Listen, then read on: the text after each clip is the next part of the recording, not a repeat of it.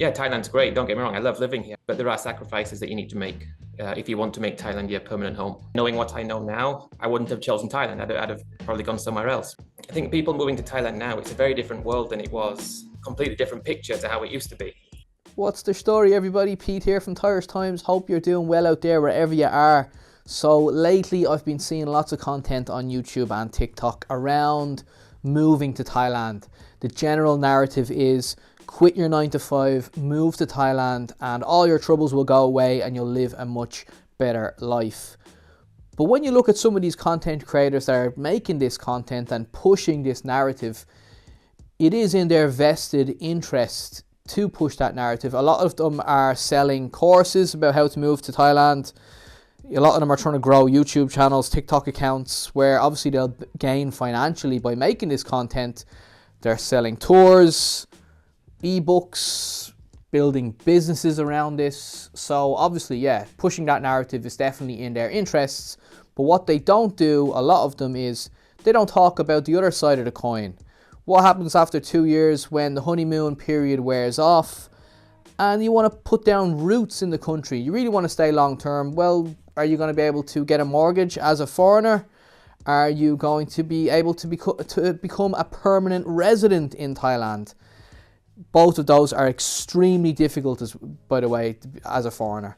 So today we're going to talk to John Canton. He's the guest. He's been in Thailand since he was 17. He's 35 now, so pretty much more than half his life. And John says if he knew then what he knows now, he wouldn't have come to Thailand. He would have picked somewhere else. And he's going to get into those reasons in this video. So let's go ahead, meet John Canton, and I'm sure there's going to be lots of opinions in the comment section as well. Put those opinions, what you think, into the comment section. I would definitely like to read your opinions. We have a lot of expats on the channel that live long term in Thailand. Definitely want to hear your opinion, and I definitely want to hear opinions from people that are considering moving to Thailand after you've watched the video and you've heard John's perspective on it. Let's get straight into it. John, thanks very much for coming on here.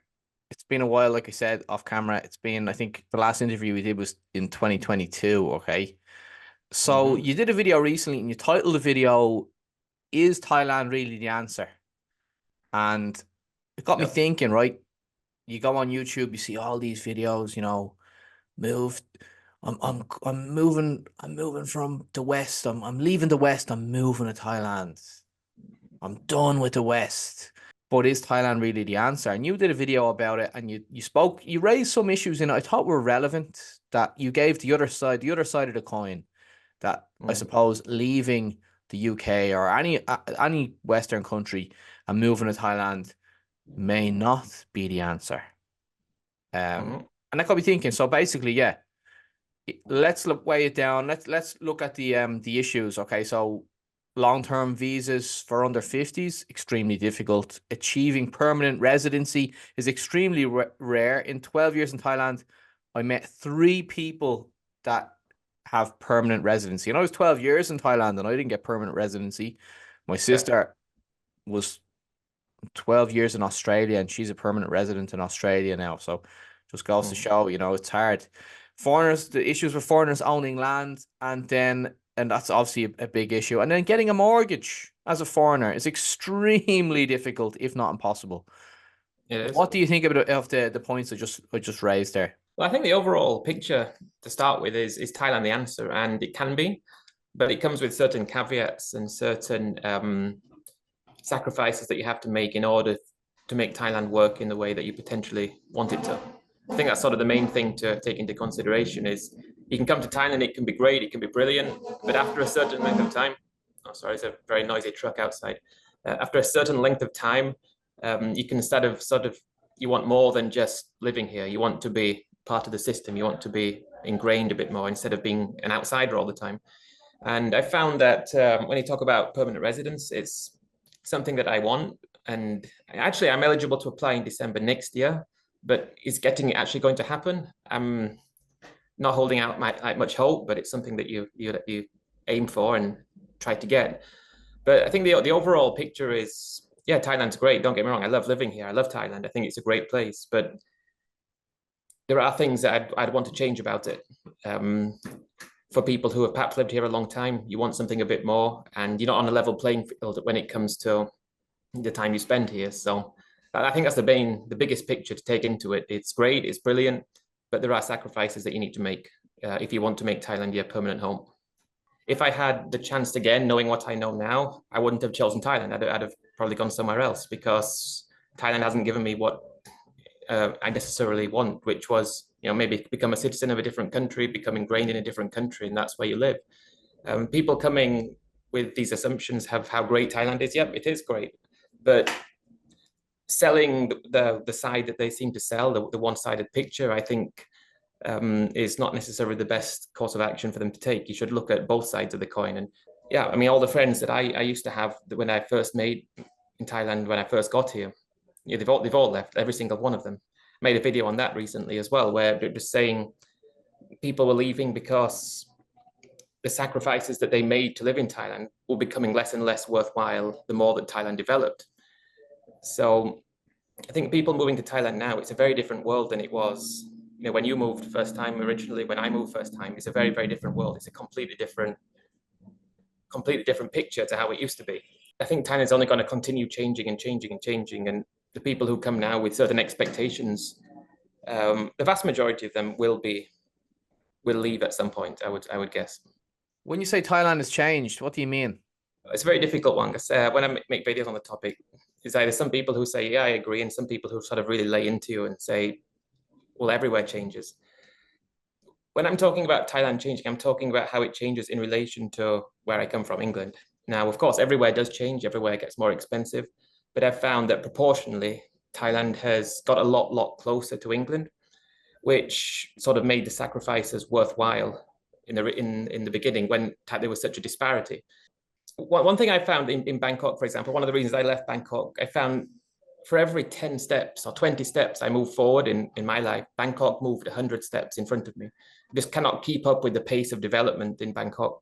And coming from a small town in the UK where nothing changes, it was, for me, it's very hard to see things that I like disappear and be replaced by things that I don't necessarily see are a good addition to the country. But that's obviously a biased opinion from my side of things, and I can see the other side of the coin as well. So I'm not saying that I'm right. I'm just saying that that's how I feel based on my own personal experience.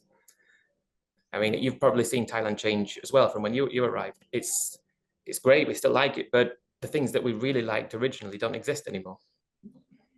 Yeah, I know what you're saying. I always looked at it like economic development is always good. I saw Thailand improve, Bangkok improve in the 12 years I was there. And I always looked at it like economic development is good. Like, listen, I don't like bars and restaurants and places I like to go in my free time being knocked down, replaced by condos. But I don't know. I just saw it as economic development is good. It's good for the Thai people. That's how I always looked at it. Oh, it is. I agree. It is. But the economic development of Thailand, it's great for the Thai people, but we're living here and we still have the lack of rights to do anything. We still have the inability to do things. So we can't keep up with the pace of development if you're coming under the conditions that you originally came to the country. That's the biggest thing I'm trying to get across. And sometimes I don't, put it across in the right way, and then I try to get back and say it again. But it's basically what you could do before versus now is sort of the sacrifice isn't as worth it as it used to be. Because for me, I prefer, well, I'm not necessarily a huge Thai food fanatic. So therefore, if you're not eating Thai food all the time, it's going to be expensive. I'm not necessarily someone who can sort of sit at home all the time. I want to go out, and going out is more expensive. So it's not like you can still live cheaply. And people say, well, yeah, you can live cheaply, but you have to live as a Thai person would live in order for it to be as cheap as you'd like it to be. If you want a like-for-like existence, it's probably going to be basically the same price as where you came from, unless you're talking about a massive city like London, then maybe not. But I don't think comparing London to Bangkok is a good example, because in Bangkok you have cheap places and expensive places right next to each other, and like condos, one can be cheap and then you've got an apartment building right next to it that's a quarter of the price. I mean, that doesn't happen in the West, does it, necessarily? So comparing two big cities like that doesn't make sense for me. So the people that are coming now, they're seeing Thailand as it is now. and think about how much it's changed over the past 20 years or the past 40 years. And then if we add that same amount of development onto Thailand again for the next 20 years, then it's kind of maybe even overtaken the West. I mean, I can see Thailand and this part of the world completely overtaking the West and leaving it behind, but I could be completely wrong, of course. Let's talk about yourself there here for a minute. You live currently now, you live in rural Thailand, right? Outside Chiang Mai, is that right? Yeah, about 2 hours out of the city, yeah. Or an hour and a half, an hour and 45, depending on traffic. I was watching your videos. It seems like you're not too happy in rural Thailand. It seems, now don't just, you can tell me I'm wrong here if I am wrong. It seemed like you were bored. I would say even comes across maybe as being frustrated with maybe the lack of opportunities living in rural Thailand. Oh yeah, yeah. And I think it was a point where you said you were, drinking too much alcohol just to, I suppose, to kill the time. Oh yeah, yeah. Well, luckily I've given that up for the past month. But I found when I moved to the countryside originally, I made a video about it. It was because at the time my wife wasn't working. She didn't have the business that she has now, and her uncle had a house that he was selling, and we sort of took over the mortgage, and it happened to be in the countryside, and that's the only reason we did it, so we could get a house. Now it worked, everything worked according to plan. Now it belongs to the wife, but if we could have got a mortgage in Chiang Mai to buy somewhere, then that's what we would have done. But the idea of continuously paying rent, I just don't like that idea. And I know lots of people in Thailand say, well, rent. But for me, I don't necessarily agree with that. I want something to sort of pass down, or the money that you spend every month going into something as opposed to just being wasted. So that's the reason why we moved here, in order to get the house. And at the time I was working remotely, which I never felt like I was stuck here. It was like I could leave anytime I wanted. Oh, tomorrow morning, let's go to Chiang Mai. Or even now, let's say we're on 5:45 p.m. If I was bored and think, oh, let's just head to Chiang Mai, and you go there for a few days and come back again. But now I'm in an office-based job here, and I can't just go when I want. And that's sort of the shift in my mind has sort of made it a lot more difficult. And doing it for 4 years, it's sort of, I've had enough of this place. I can't do anything here. You can't progress. You can't move forward. You can live, you can have a reasonable time, but you can't get what you want out of life, as you would perhaps in Chiang Mai City. I go every weekend to Chiang Mai City, and we've got a house there because since the wife started a business, she managed to get a mortgage on a house. And got like a really nice house there compared to a average house here. And it's like, I want to be there, but what can I do to get there? And it's quite frustrating when you're living in the countryside and you just can't do what you want. You can't just nip to the shop and buy some nice cheese, or you can't just go and get a pie or something, and it can be quite frustrating, or extremely frustrating. But the videos that I've usually made when you're struggling or you're having a bad time with things, that's sort of in the moment. You might be having a bad day and you make the video in the moment. But maybe like the most of the time, it's not that bad. But some days are worse than others, as it is for everyone. And I'm trying to sort of capture that in the videos, which most people don't tend to actually understand that and sort of completely lay into you on the comments, but I sort of find them amusing. So I don't really care. What do you do exactly for work, John, if you don't mind me asking? I manage a team of customer support agents. Yeah, and what's the company. product? What's the company selling? It's to do with online video content, but it's not YouTube. I don't want to give the company name. Is it a Chinese owned company? No. Okay. Thai owned, yeah?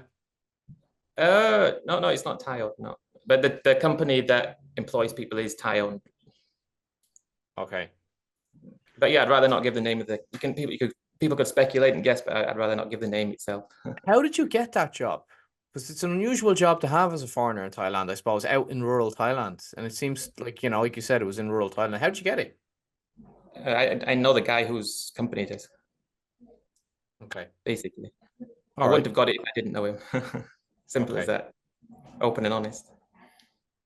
That video that you made that like sparked my interest in doing this interview with you today. is Thailand really the answer? You've taken that video down. It's not on your channel anymore. Is there a reason for that? Yeah, well, I did. I took it down, then I put a poll on the channel and asked people, should I put it back? And people said yes. But looking at that, it's extremely embarrassing to watch that video because I just look like a complete fool. I look really pathetic, and I don't mind looking like half and half, but that was just beyond the pale. So, yeah. Why do you think you look pathetic? I mean, I watched that video. This is the reason why we're doing this interview now. I thought you raised some interesting points. It definitely didn't come across as being pathetic. Well, I said I was sort of feeling sorry for myself, and I don't sort of think that people necessarily should. I don't actually feel like I actually have a reason to feel sorry for myself. I'm comparing myself to other people. And I sort of, okay, it's not anywhere near as good as I would like, but maybe it's not that bad. It's just, I'm in the wrong area. I'm in somewhere that I don't want to be. I don't like living in the countryside. And there's basically nothing I can do about it. Oh, I could, but then you've got your family. So that's the only reason you don't, because you want to stay with your family. So that's basically the reason.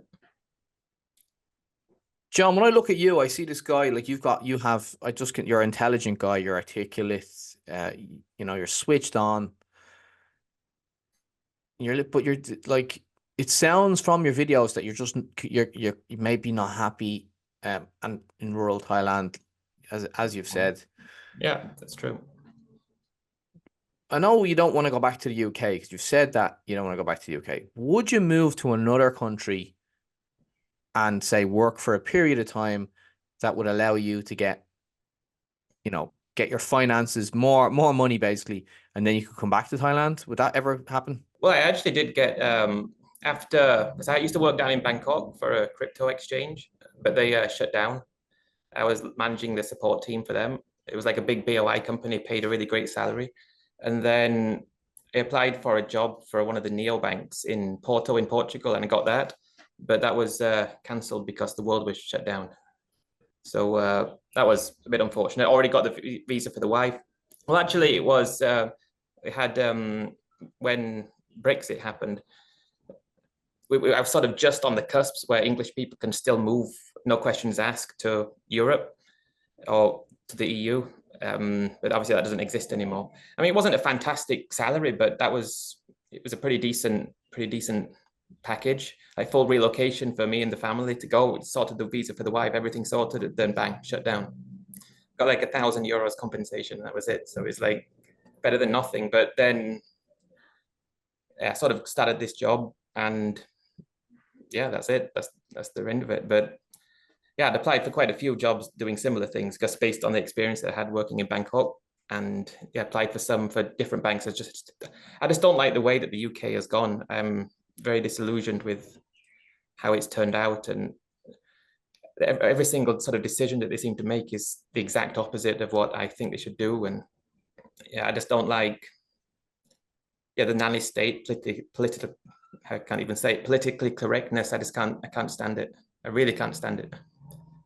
And that's one of the reasons I like Thailand, because although it might sound strange, I might not be able to justify it, but although you're not necessarily as free as you are in your own country, you're more free to make your own mistakes, and you're more free to necessarily do what you want. You're not told, don't do this, don't do that, don't do this. And Thailand is a great place if you're a risk taker and you have, I suppose, an entrepreneurial spirit. It's a fantastic place. There's loads of ways you can make money doing your own thing in Thailand.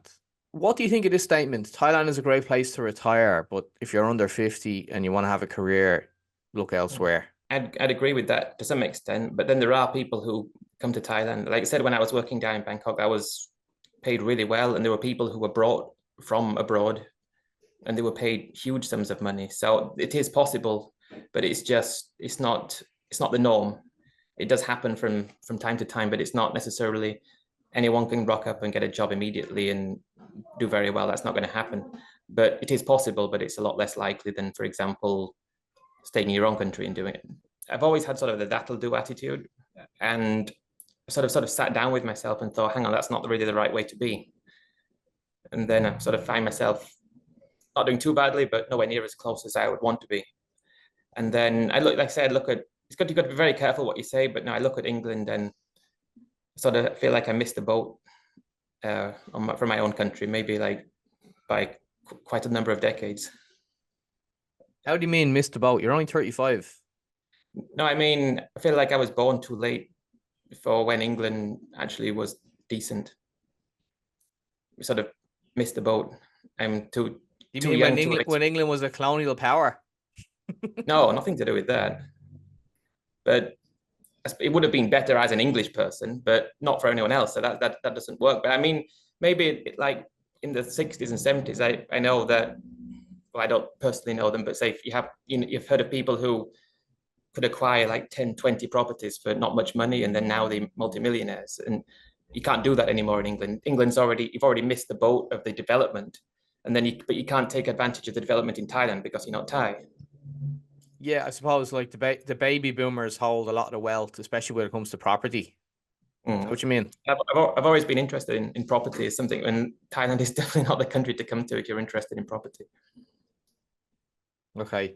How about kids, John? Do you have any kids? Yeah, I've got a daughter, yeah. Right. Okay. I actually never knew that. You never mentioned that before. How old is your daughter? 10. Wow. Okay. Okay. So that kind of changes things then, like in regards to, you moving around a little bit. You're obviously you're raising your daughter. So you're kind of, are you in Thailand for the long haul then? Well, yeah, my intention is to never leave Thailand. I do have a sort of contingency. Just if I don't end up with residence in say 5 years, then I probably will look at something else.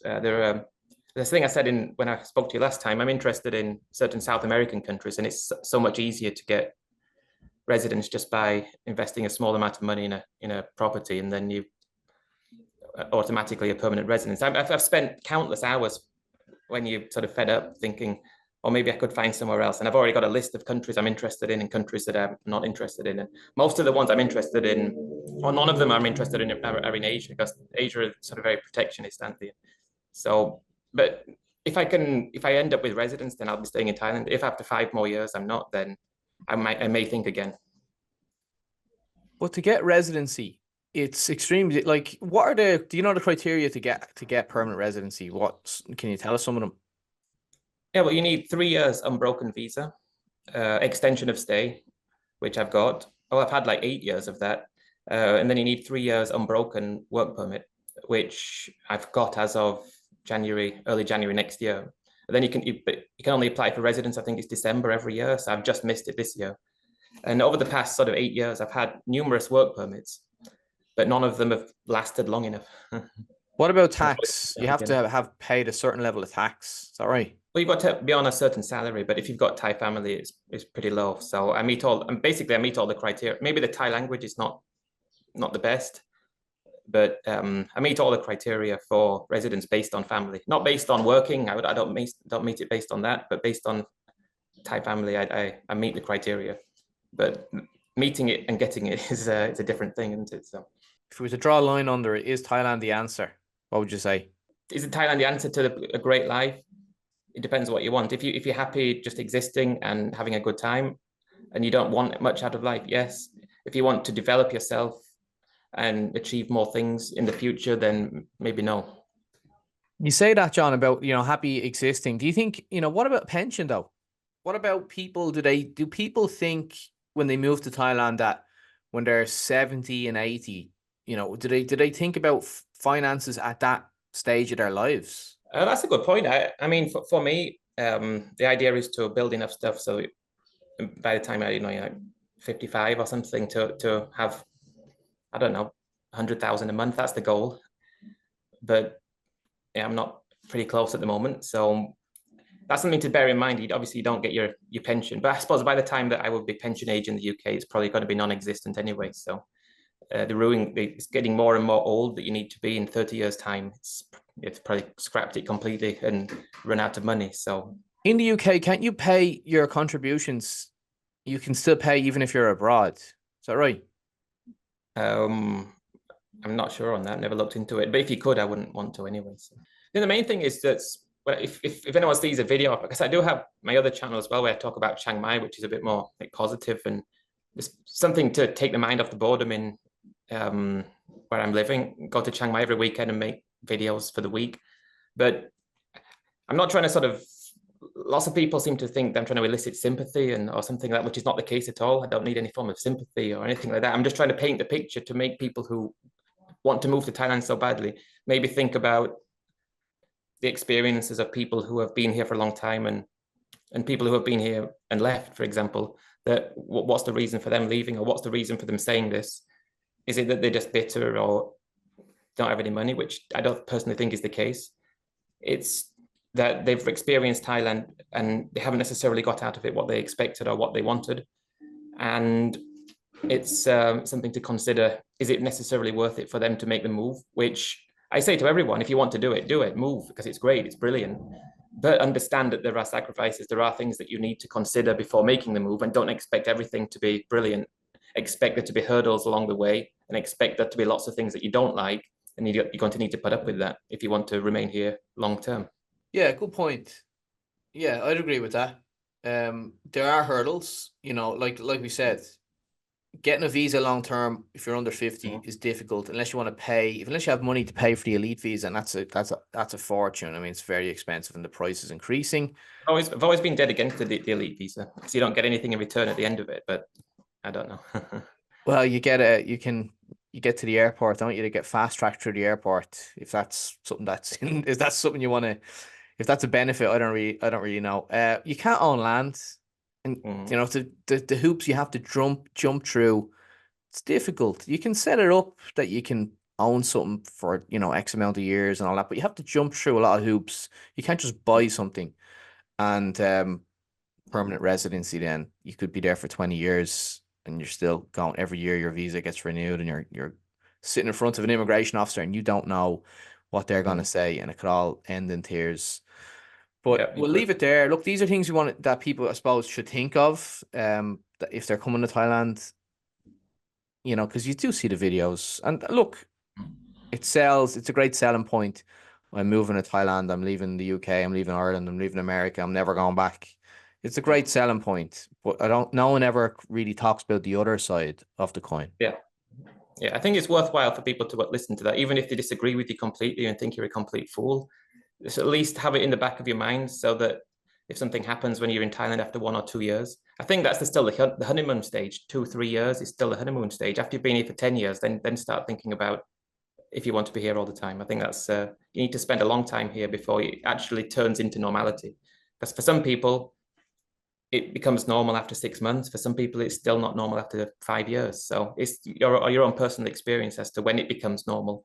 And then when it becomes normal, that's when you need to really think about it. All right, cool. Well, look, John, I'll leave a link to your channel in the description and down below. There's a pinned comment. And great talking to you. Maybe you come on again down the line and you give us another couple of stories. Yeah, sounds good. All right, John. Cheers, man. Take it easy.